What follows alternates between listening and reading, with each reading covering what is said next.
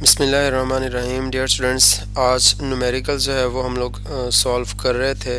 इसमें 10 न्यूमेरिकल्स तक हो गए थे, 15.10 तक।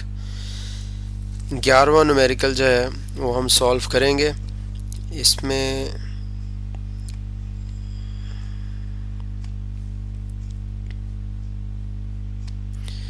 जी वो कह रहा, a square coil of sides 16 centimetre has 200 turns and rotates in uniform magnetic field of magnitude 0.05 Tesla. एक स्क्वायर कॉइल है। स्क्वायर कॉइल का मतलब यानी उसकी लेंथ और विड्थ दोनों बराबर हैं। ये ऑलमोस्ट इस शेप में है और लेंथ जो है उसकी वो भी 16 सेंटीमीटर है। ये वाला हिस्सा ये भी 16 सेंटीमीटर है, ये वाला हिस्सा भी 16 सेंटीमीटर है। अच्छा, और इसको रोटेट करवाया जाता है एक यूनिफॉर्म मैग्नेटिक फील्ड के अंदर, जिसकी वैल्यू उसने दी हुई है 0.05 Tesla. If peak EMF is 12 volt, अगर पीक ईएमएफ या मैक्सिमम ईएमएफ जो है वो 12 वोल्ट है, what is the angular velocity of the coil, हमें एंगुलर वेलोसिटी फाइंड करनी है कॉइल की। वैल्यूज हमने लिख ली। लेंथ 16 सेंटीमीटर है, सेंटीमीटर को मीटर में जो है वो कन्वर्ट करने के लिए 100 से डिवाइड किया। 16 डिवाइडेड बाय 100 तो हमारे पास आंसर 0.16 आ गया मीटर्स में।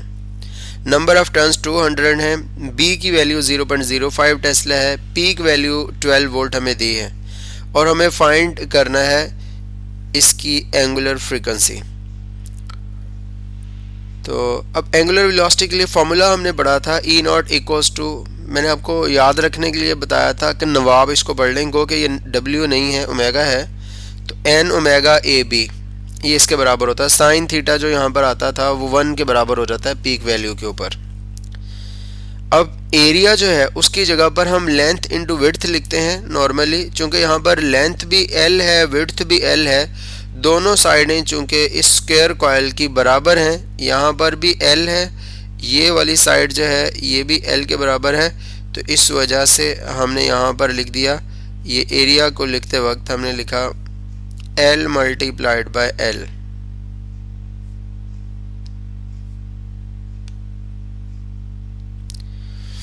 अच्छा, अब ये हमारे पास आ गया, वैल्यूज हमने पुट की।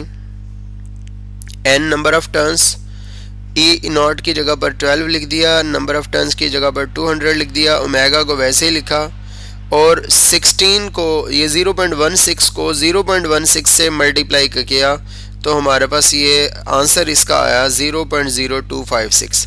B की वैल्यू दी हुई है 0.05, वो हमने यहाँ पे लिख दी।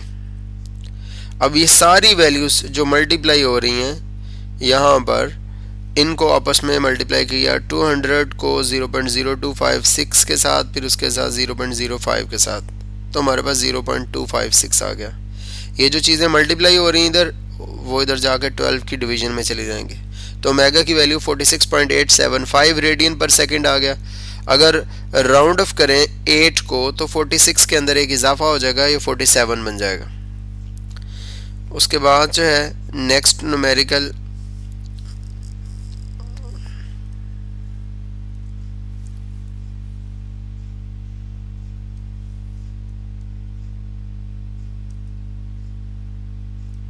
जी 17 न्यूमेरिकल है। इसमें वो कह रहा है कि 16 भी शामिल है। A copper ring has radius 4 centimetre and resistance 1 milli ohm. एक कॉपर रिंग है और यहाँ पर ये जो अ कॉपर रिंग है ये बहुत अहम है कि कॉपर रिंग जस्ट एक है, तो नंबर ऑफ टर्न्स कितने हैं 1 है, और इसका जो रेडियस दिया हुआ है सेंटर से लेकर इसका ये यहाँ तक का जो फासला है वो उसने दिया है वो 4 सेंटीमीटर है। इस कॉपर रिंग का जो रेडियस है वो 4 सेंटीमीटर है।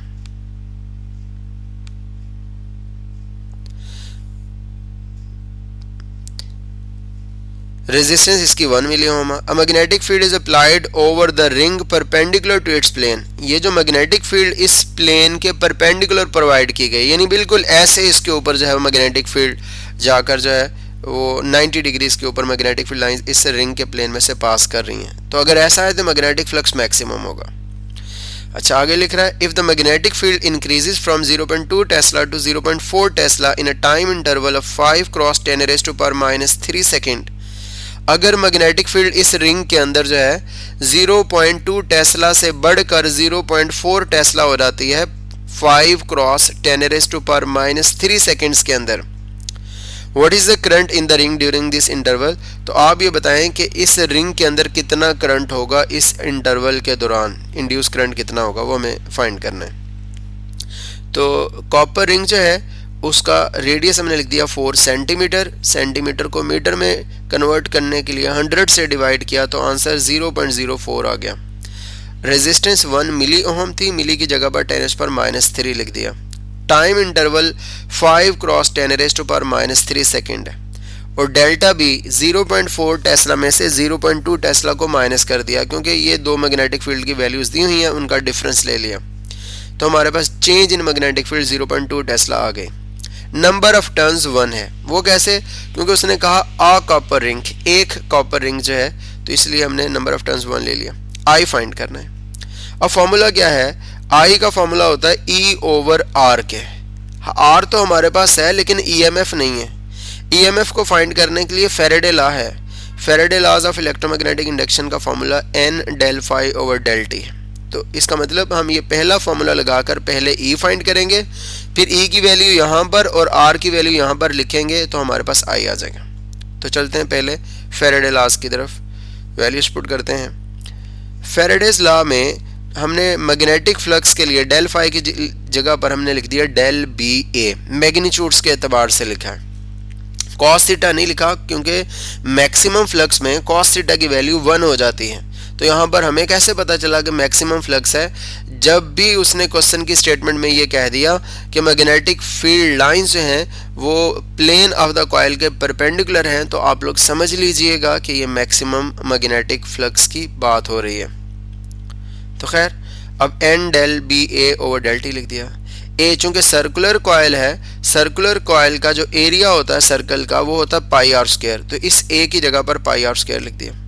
अब सारी वैल्यूज लिखी। नंबर ऑफ टर्न्स 1 थी, डेल बी 0.2 था, पाई की वैल्यू 3.14 होती है, आर दिया हुआ है 0.04 मीटर्स के अंदर। डेल्टा टी जो टाइम है इसको हमने यहाँ पे टी से मेंशन किया, डेल्टा टी से ही मेंशन कर देंगे, तो वो 5 क्रॉस 10⁻³ है। इन सब को सॉल्व किया तो आंसर आया 0.201 वोल्ट। अब ओहम्स लॉ के जरिए से हमने लिखा I = E/R। E EMF को रिप्रेजेंट कर रहा है, तो EMF की वैल्यू 0.201, वो हमने लिख दी 0.201, और R की वैल्यू 1 क्रॉस 10⁻³ डिवाइड किया तो हमारे पास आंसर आ गया 201 एम्पेयर। यानी इस कॉपर रिंग के अंदर मैग्नेटिक फील्ड को जस्ट 0.2 टेस्ला 5 मिली सेकेंड के अंदर चेंज करने पे 201 एम्पेयर करंट जो है वो पैदा हो गया।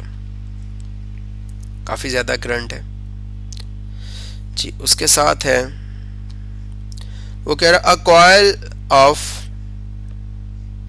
10 टर्न्स, एक कॉइल है उसके 10 चक्कर हैं। टर्न्स का मतलब ये चक्कर हमने पढ़ा था, कॉइल को लपेटा जाता है, तो 10 उसके टर्न्स हैं, 35 सेंटीमीटर स्क्वायर एरिया है। Is in a perpendicular magnetic field, यहाँ पर फिर मैग्नेटिक फील्ड के ये कॉइल परपेंडिकुलर है, तो मैंने कहा जब भी मैग्नेटिक फील्ड कॉइल के परपेंडिकुलर होगी तो इसका मतलब मैग्नेटिक फ्लक्स मैक्सिमम होगा, और मैग्नेटिक फील्ड की वैल्यू है 0.5 टेस्ला। अच्छा, the coil is pulled out of the field in 1 second, coil को मैग्नेटिक फील्ड से बाहर जो है वो निकाल लिया जाता है, बाहर खींच लिया जाता है। Find the induced EMF in the coil as it is pulled out of the field, जब जैसे ही इसको मैग्नेटिक फील्ड से बाहर खींचा जाता है तो आप ये बताएं कि इसमें कितनी EMF इंड्यूस होगी। EMF क्यों इंड्यूस होगी, क्योंकि कॉइल में पहले मैग्नेटिक फील्ड मैक्सिमम थी 0.5 टेस्ला, जब हम उसको मैग्नेटिक फील्ड से बाहर निकाल लेंगे, बाहर खींच लेंगे तो मैग्नेटिक फील्ड 0 हो जाएगी। जब भी मैग्नेटिक फील्ड चेंज होती है किसी कॉइल के अंदर, सर्किट के अंदर मैग्नेटिक फ्लक्स चेंज होता है तो हमने पढ़ा था EMF पैदा हो जाती है फेरेडेज लॉ के मुताबिक। खैर डाटा लिख रहे हैं, नंबर ऑफ टर्न्स इसके ये 10 है वो लिख दिया। Area of the coil 35 centimetre square है, इसको मीटर स्क्वायर में कन्वर्ट करने के लिए मल्टीप्लाइड बाय 10⁻⁻⁴ लिखा।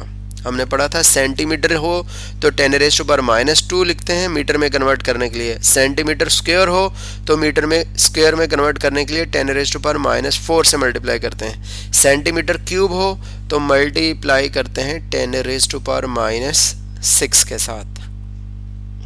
शायद फ्रीक्वेंसी बोलने की मेरी जो है वो तेज़ होगी, मेरी कोशिश है कि ये एग्जाम्पल समेत जो है वो विद इन टाइम हम इसको मुकम्मल कर सकें, इसलिए थोड़ा मैं तेज़ बोल रहा हूँ। हाँ, इसकी रिकॉर्डिंग मैं आप लोगों को सेंड कर दूंगा, अगर किसी को समझ ना आए तो वो बैक करके दोबारा भी सुन सकते हैं जी। Del B 0.5 tesla. अब डेल बी 0.5 टेस्ला कैसे, देखें मैग्नेटिक फील्ड 0.5 थी, जब कॉयल को मैग्नेटिक फील्ड से बाहर निकाल देंगे तो वहाँ पर फील्ड 0 हो जाएगी, 0.5 माइनस 0 तो हमारे पास 0.5 ही आ जाएगा। डेल्टा टी 1 सेकेंड है, ईएमएफ फाइंड करनी है, फॉर्मूला ये है Faraday's law, E equals to N del phi divided by del T. देखिए हम यहाँ पर मैग्नीट्यूड फाइंड कर रहे हैं, इसलिए फैराडेज लॉ के साथ जो नेगेटिव था, जो ईएमएफ की डायरेक्शन के बारे में हमें बताता था, वो नहीं आ रहा। खैर डेल फाई की जगह पर हमने डेल बी ए लिख दिया, अगर अकेला फाई हो तो हम लिखेंगे बी ए, अगर डेल फाई हो तो हमने लिख दिया डेल बी इंटू ए। ये मैग्नीट्यूड्स में लिखा हमने। कॉस थीटा क्यों नहीं आया यहाँ पर साथ, मैंने कहा मैग्नेटिक फ्लक्स मैक्सिमम है तो वहाँ पर कॉस थीटा 1 हो जाता है।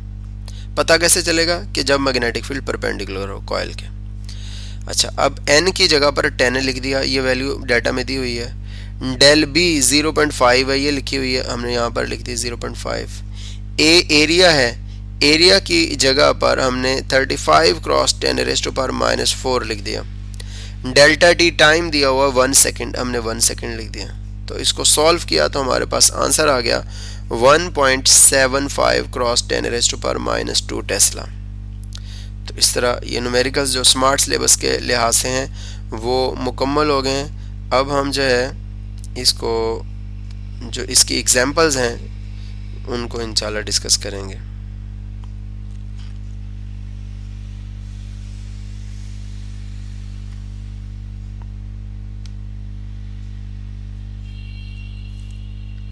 जी, एग्जाम्पल नंबर 1।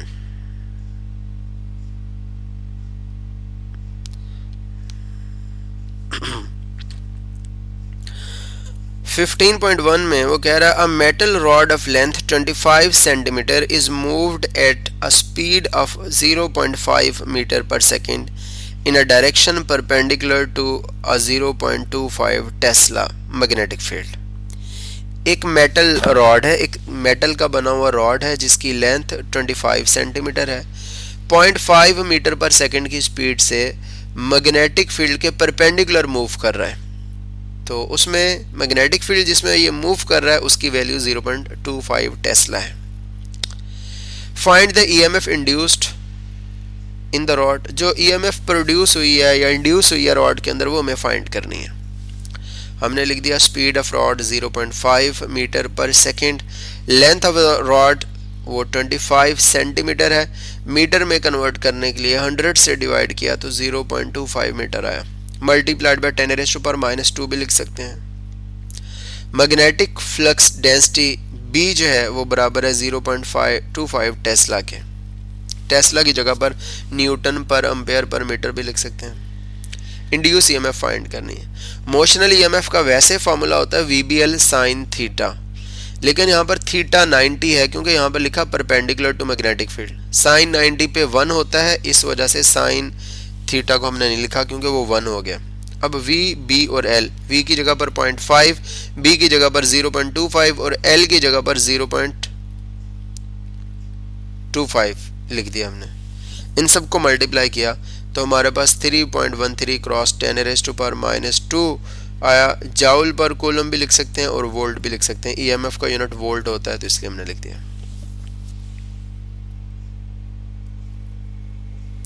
जी, सेकंड एग्जाम्पल है। इस सेकंड एग्जाम्पल में वो कह रहा है a loop of wire is placed in a uniform magnetic field that is perpendicular to the plane of the loop. एक वायर जो है उसकी एक लूप है, इस तरह की लूप, ये कह लें ऐसे एक वायर है, उसकी एक लूप है और यूनिफॉर्म मैग्नेटिक फील्ड के अंदर वो वायर पड़ी हुई है और वो मैग्नेटिक फील्ड जो है वो उसके परपेंडिकुलर पास कर रही है, यानी ऐसे पास कर रही है।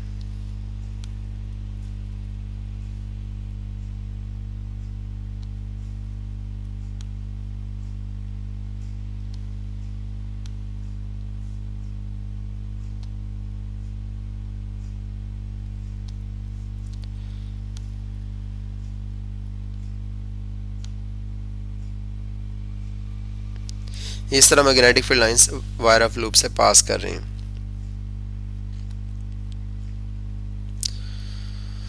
The strength of the magnetic field is 0.6 Tesla. ये जो मैग्नेटिक फील्ड लाइंस इसमें से पास कर रही हैं, मैग्नेटिक फील्ड की स्ट्रेंथ 0.6 टेस्ला है। The area of the loop begins to shrink at a constant rate of 0.8 metre square per second.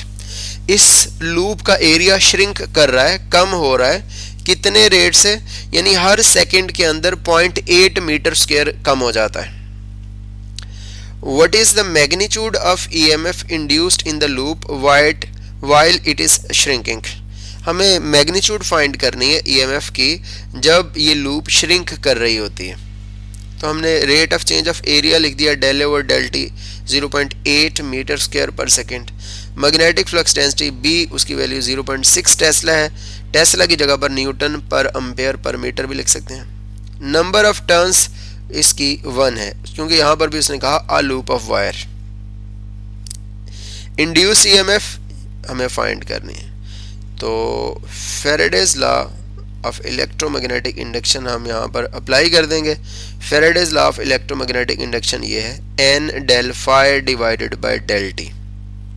अच्छा, एक चीज़ यहाँ पर उसने थोड़ा सा ये मैग्नेटिक फ्लक्स को, rate of change of magnetic flux को अलहदा से डिस्कस किया। चले हम इसको भी अलहदा से डिस्कस कर लेते हैं। Del phi over del t है, डेल टी तो इधर ही रहा, डेल फाई की जगह पर हम B del A cos theta लिख सकते हैं। अब आप कह रहे होंगे कि कभी डेल फाई की जगह पर हम डेल बी इंटू ए लिखते हैं और कभी डेल फाई की जगह पर बी इंटू डेल ए लिखते हैं। मसला क्या है? मसला ये है कि जो चीज़ चेंज हो रही होती है उसके साथ डेल्टा लगाएंगे। इस क्वेश्चन के अंदर मैग्नेटिक फील्ड यूनिफॉर्म है, एरिया चेंज हो रहा है, इसलिए मैग्नेटिक फ्लक्स के फॉर्मूले में हमने ये जो मैग्नेटिक फ्लक्स को तो हम ऐसे ही लिखेंगे ना, फाई इक्वल्स टू बी ए, यहाँ पर बी ए लिख देंगे, बी डॉट ए। मैं थोड़ा फासले से लिख रहा हूँ ताकि ज़रूरत पड़ने पे जिसके साथ डेल्टा लगाना हो वो लगा दें। तो यहाँ पर मैग्नेटिक फ्लक्स जो चेंज हो रहा है उसमें जो मैं यहाँ पर लेफ्ट साइड पे डेल लगा रहा हूँ वो किसकी वजह से चेंज हो रहा है? एरिया की वजह से चेंज हो रहा है। तो ये ऐसे बन जाएगा वेक्टर फॉर्म में। ऐसे जब आप डॉट को एक्सपेंड करते हैं तो आपको पता है ये हमारे पास कॉस थीटा आ जाएगा। तो यहाँ पर आ जाएगा बी डेल ए और उसके साथ है कॉस ऑफ थीटा। तो यही किया यहाँ पर, ये डेल्टा टी वैसे ही रहने दिया, इस डेल फाई की जगह पर B del A cos of theta लिख दिया। थीटा क्यों 0 लिखा? जब मैग्नेटिक फील्ड लाइंस, अब यहाँ पर मैं ये वेक्टर एरिया ड्रॉ कर रहा हूँ ब्लैक कलर से, ये देखिएगा जरा जी, वेक्टर एरिया ये इस तरफ इस कॉइल का।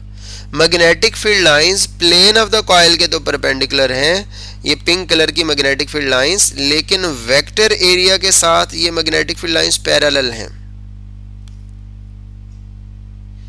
तो इस वजह से जो एंगल बनेगा बी और ए के दरमियान वो 0 डिग्री बनेगा।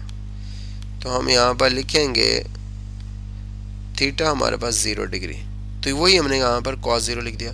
cos 0 पे 1 हो जाता है, इसलिए हमारे पास ये जो फॉर्मूला है इसका वो b del a over del T आ गया। cos 0 की जगह पर 1 आ गया। 1 को नहीं लिखते क्योंकि मल्टीप्लाई होकर वो कोई भी चेंज नहीं कर पाता। b del a over del T आ गया। अब हमने n वैसे लिखा del phi over del T, del phi over del T की वैल्यू हम लिख चुके हैं b del a over del T, तो b del a over del T हमने लिख दिया। n की वैल्यू 1 है, b 0.6 के बराबर है, del a over del t ये बराबर है 0.8 मीटर स्क्वायर पर सेकंड के। सबको मल्टीप्लाई किया तो 0.48 जाउल पर कूलम आ गया, या आप इसकी जगह पर डायरेक्ट वोल्ट भी लिख सकते हैं क्योंकि ईएमएफ का यूनिट जो है वोल्ट है। नेक्स्ट है थर्ड जो एग्जांपल है वो हमने डिस्कस करनी है।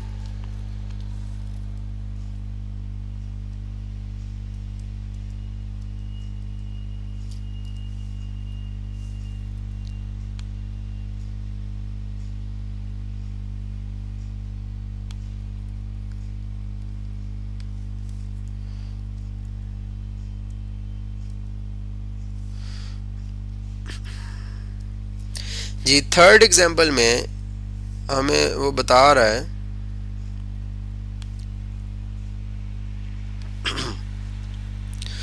an EMF of 5.6 volt is induced in a coil while current in a nearby coil is decreased from 100 ampere to 20 ampere in 0.02 second. एक 5.6 वोल्ट की EMF इंड्यूस होती है कॉइल के अंदर जब उसके साथ वाली पड़ी कॉइल में करंट 100 एम्पेयर से चेंज होकर 20 एम्पेयर पे आ जाता है। कितनी देर में? 0.02 सेकेंड के अंदर। What is the mutual inductance of the two coils? हमें दो कॉइल्स की म्यूचुअल इंडक्टेंस फाइंड करनी है। फिर उसके बाद दूसरा क्वेश्चन इसी में, if the secondary has 200 turns, अगर सेकेंडरी की नंबर ऑफ टर्न्स 200 हैं, find the change in flux during this interval.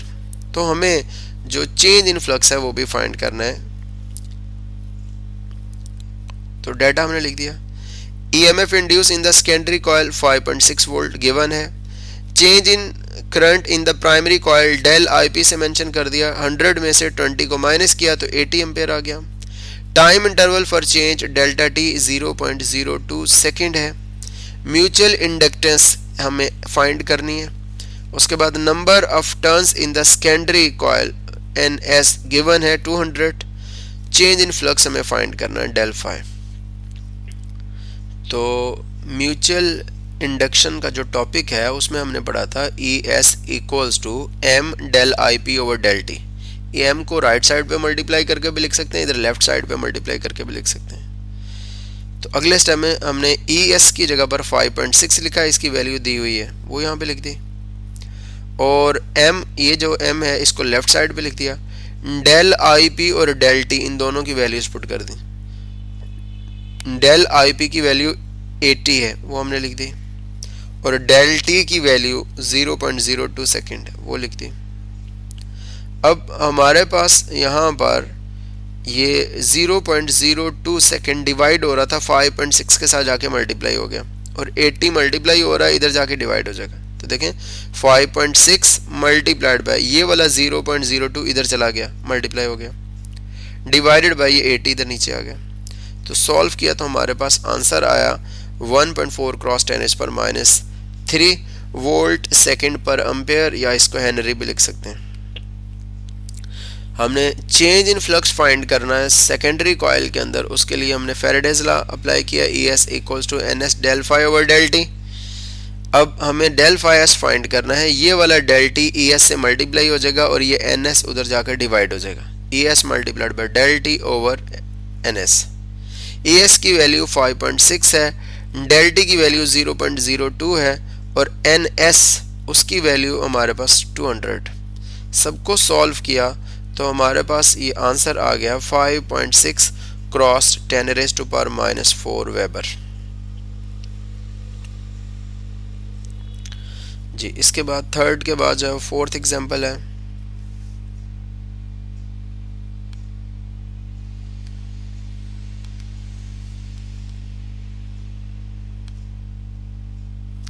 इसमें वो कह रहा है the current in a coil of 1000 turns is changed from 5 ampere to 0 in 0.2 second। जी एक coil के अंदर जिसकी 1000 टर्न्स हैं उसमें करंट चेंज होता है 5 एम्पेयर से 0.2 5 एम्पेयर से 0 हो जाता है 0.2 सेकेंड के अंदर। If an average EMF of 50 volt is induced during this interval, अगर करंट के चेंज होने में इतनी देर में 0.2 सेकंड के अंदर 50 वोल्ट EMF पैदा हो जाती है, इंड्यूस हो जाती है, what is the self inductance of the coil, तो कॉइल की सेल्फ इंडक्टेंस फाइंड करें। फिर आगे लिख रहा है what is the flux through each turn of the coil when current of 6 ampere is flowing. साथ में ये भी बताएं, फाइंड करें क्या होगा flux, what is the flux through each turn, हर टर्न में से फ्लक्स कितना होगा अगर कॉइल में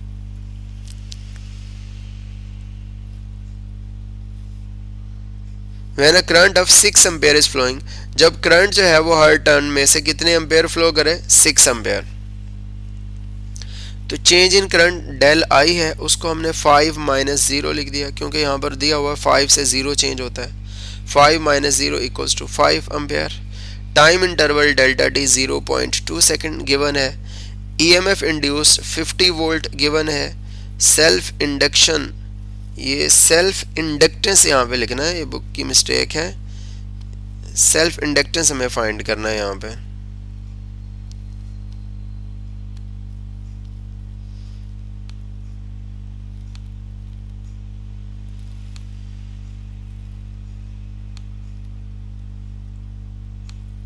जी सेल्फ इंडक्टेंस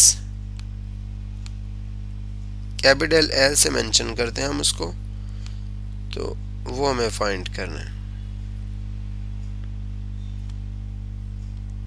उसके साथ स्टेडी करंट जो है वो हर टर्न में से 6 एम्पेयर पास कर रहा है, नंबर ऑफ टर्न्स 1000 है, फ्लक्स थ्रू ईच टर्न वो भी फाइंड करना 5 भी। पहले तो हमने सेल्फ इंडक्शन वाले टॉपिक में सेल्फ इंडक्टेंस का फॉर्मूला लिख दिया। आपको याद होगा हमने पढ़ा था the ratio between EMF in a coil and rate of change of current in the same coil या in itself is called self inductance. तो E की जगह पर 50 लिख दिया, डेल I की जगह पर 5 लिख दिया और डेल T की जगह पर 0.2 लिख दिया। ये वाला 0.2 इधर डिवाइड हो रहा है, उधर ऊपर जाकर 50 से मल्टीप्लाई हो जाएगा। तो आप इसको सॉल्व ऐसे कर सकते हैं 50 मल्टीप्लाइड बाय 0.2 डिवाइडेड बाय 5, तो आंसर आ जाएगा 2 वोल्ट सेकंड पर एम्पेयर, या आप इसको 2 हेनरी भी लिख सकते हैं। अब हमें फाई फाइंड करना है, तो LI इक्वल्स टू N5 होता है। देखिए N5 इक्वल्स टू LI, ये भी सेल्फ इंडक्शन वाले टॉपिक के अंदर पढ़ा हुआ हमने। तो अगर फाई फाइंड करना है, ये N इधर मल्टीप्लाई हो रहा, दूसरी साइड पे जाके डिवाइड हो जाएगा, यहाँ पर आ जाएगा। L की वैल्यू हमने फाइंड की है, ये 2 हेनरी लिख दी।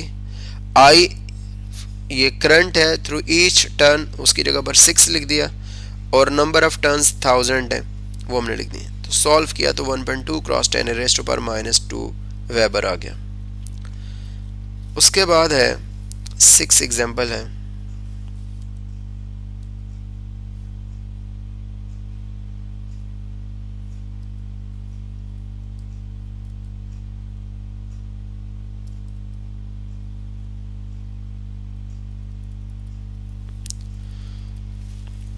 जी छठी एग्जाम्पल में वो कह रहा है एन, बस ये 1-2 मिनट ऊपर जाएंगे। An alternating current generator operating at 50 hertz has a coil of 200 turns. एक अल्टरनेटिंग करंट जनरेटर जो है उस 50 हर्ट्ज के ऊपर ऑपरेट हो रहा है और उसमें 200 टन्स हैं उसकी कॉइल के अंदर। The coil has an area of 120 centimetre square. Coil का जो एरिया है वो 120 सेंटीमीटर स्क्वायर है। 120 सेंटीमीटर स्क्वायर को मीटर स्क्वायर में कन्वर्ट कर लेंगे आगे। What should be the magnetic field in which the coil rotates in order to produce an EMF of maximum value of 240 volt। तो कितनी मैग्नेटिक फील्ड चाहिए जिसके ज़रिए से हम 240 वोल्ट पैदा कर सकते हैं। तो frequency 50 hertz, number of turns 200, area of the coil 120 centimetre square है। मीटर स्क्वायर में कन्वर्ट करने के लिए multiplied by 10 raised to power -4 लिखेंगे, लेकिन उसने पॉइंट को इधर भी मूव करवा दिया इसलिए -2 लिखा हुआ है। जी बेटा सर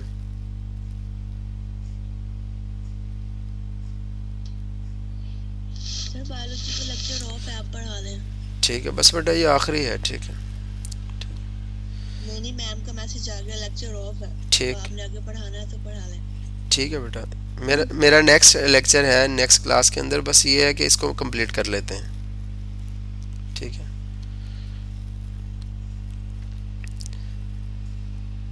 अच्छा, अब इसमें 120 क्रॉस 10⁻⁻⁴ लिखेंगे, या पॉइंट को 2 दर्जे उसने मूव करवा दिया, इधर 1.2 लिख दिया, इसलिए -2 बन गया यहाँ पर। मैक्सिमम ईएमएफ 240 वोल्ट है और magnetic flux density B find करनी है। तो सबसे पहले तो एंगुलर जो फ्रीक्वेंसी है, एंगुलर स्पीड, उसका फॉर्मूला लिखा E = 2πf।